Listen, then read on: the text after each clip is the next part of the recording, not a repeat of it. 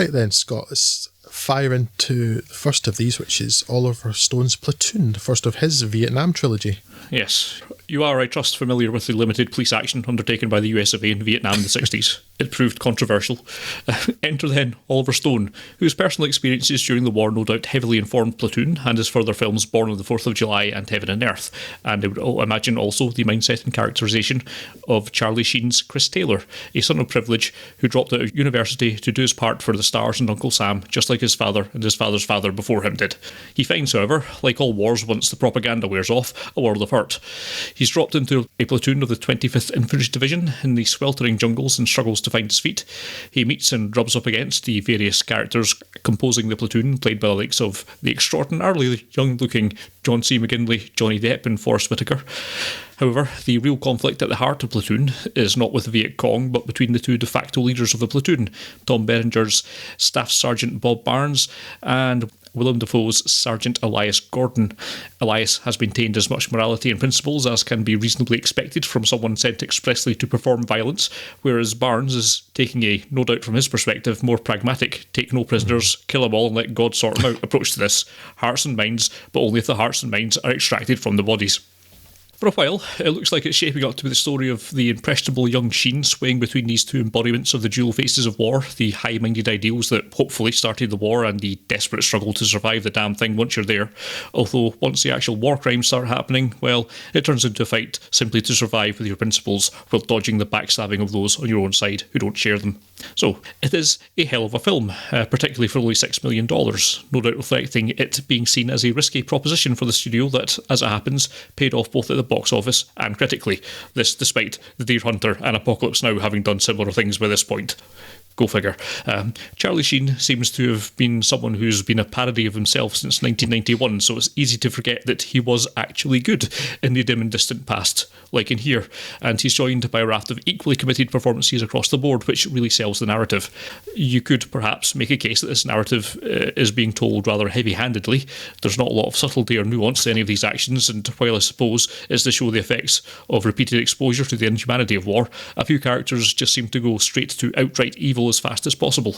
It's not as pronounced as it will be in Casualties of War, which we'll talk about later, but it's certainly not doing much to challenge your view of wartime morality or present much of a defence of Barnes and his followers' mindset.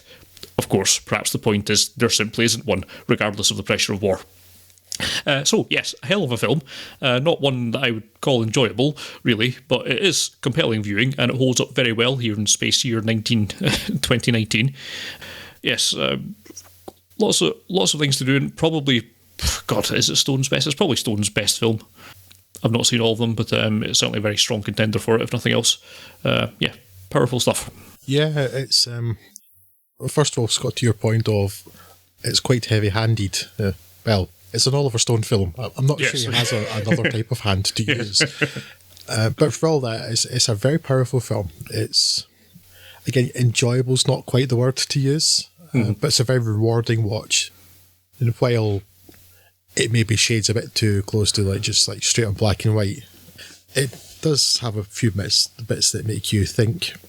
I think perhaps too, crucially, that while Kevin Dillon's Bunny is a psychopath, Tom Berenger, who I've never seen better, I saw this quite young and he made a massive impact on me, and I was like, never been able to see Tom Berenger in anything else and not think about him as Barnes here. But Barnes, crucially, isn't a psycho. He's a bad person, obviously. He murders one of his fellow soldiers, and you suspect it's not the first time, and he does try to murder Charlie Sheen. But you can sort of see the rationale there, that he thinks maybe this is for the best, for whether it's company unity or thinks that somehow these people might endanger the lives of other soldiers or something like that. Yeah. So he's a much more interesting character, because had he just been a straight-up psycho like Bunny, it would not have been anything like as compelling a character. You wouldn't have seen him as this opposite pole to Willem Dafoe's Lias. Yes. Yeah, it's a film I watch every now and then, not particularly regularly, but I always find it rewarding. But it's not by far the hardest film I've seen that covers this sort of ground, but it's not the easiest watch either. But yeah, it's pretty good stuff. It's I'm not sure if it's Charlie Sheen's best role. It may be up there, but I actually quite like Charlie Sheen in Wall Street, which he obviously did with Oliver Stone just like 2 years before that. I think that may be Sheen's best role. Yeah, okay. I wonder maybe if... You've got to think that during this film, Charlie Sheen must have the spectre of his dad in Apocalypse Now, just like 5 or 6 years before. Yeah. In this. And I honestly don't think Charlie Sheen's aided by having to do a voiceover with letters to grandma. Yeah, which don't add very much to it, as most voiceovers don't. No, but they certainly add an awful lot more than Full Metal Jacket's voiceovers, which adds nothing whatsoever. There's like one line right in the middle, and then I think 2 sentences at the end. Why are they in there? But we will come to that film. Again, is it Oliver Stone's best? I've not seen everything he's done, but probably. And it's not JFK, a film which I know continues to make you very, very angry. No! It's very enjoyable. There's a really great cast. Yes. Keith David in particular, amongst the supporting cast, I think he's fantastic. Yeah, it's a film that has some particularly memorable moments too. I mean, I think Samuel Barber's Adagio for Strings, I'm getting confused with the William Orbit version of that, like dance in the 90s. Samuel Barber's Adagio for Strings had been used in other war films, but can you extricate that piece of music from Elias dying almost Christ-like as he runs away from the Viet Cong or the NVA in that forest as the helicopters take off? And that's one of the most iconic scenes I can think of, actually. It's just when it's so tied into that piece of music in particular. And I think Willem Dafoe is actually probably my favourite thing in this film. I did hear someone describe this as the only film where Willem Dafoe doesn't look like a tree. Which I can see where they're coming from. There is haunted tree or just a tree? Haunted tree I would go with, yeah. Yeah, maybe. I would say that he also doesn't look like that in To Live and Die in LA. But other than that, it's the 2 films where Willem Dafoe looks least like a tree, yes. Yes. Those are how we rank them. Yeah. But he's great. There's a kind of almost ethereal nature to him.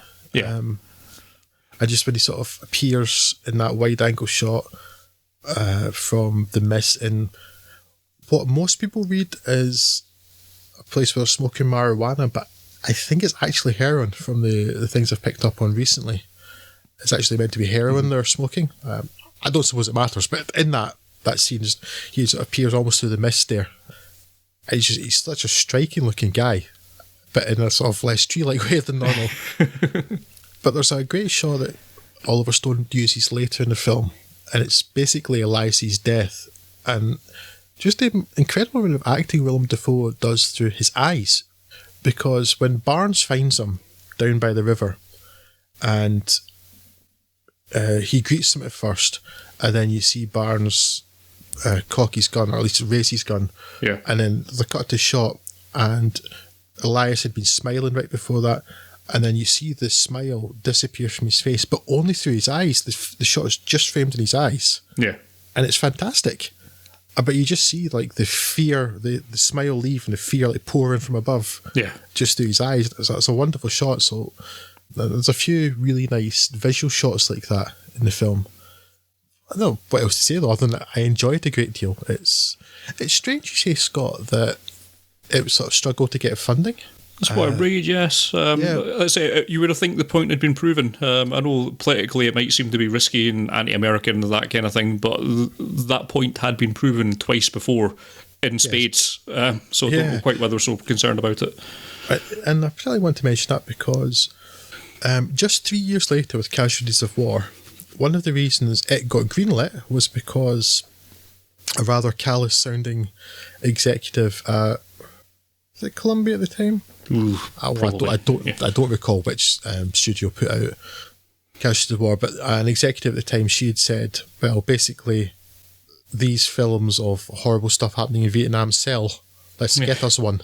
And that was just 3 years after Platoon. It was strange that wasn't getting the funding, but Casualties of War got it explicitly because of what it covered, and that these were profitable films at that point in the 1980s. Yeah. Very strange.